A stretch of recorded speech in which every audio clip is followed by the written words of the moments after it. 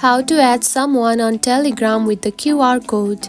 If you have been using the Telegram app and wondering on how to add people using your QR code and you don't know how to do it, don't worry. In this video, I will show you how to do it. So let's get started.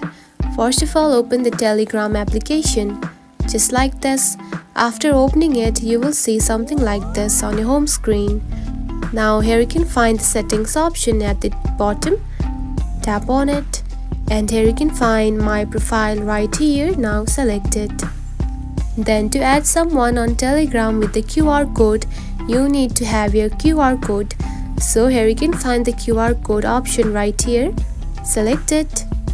Then this is the QR code of your profile.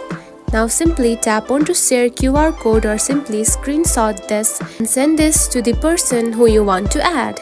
And after scanning your QR code, they will add you and you can simply add someone as well.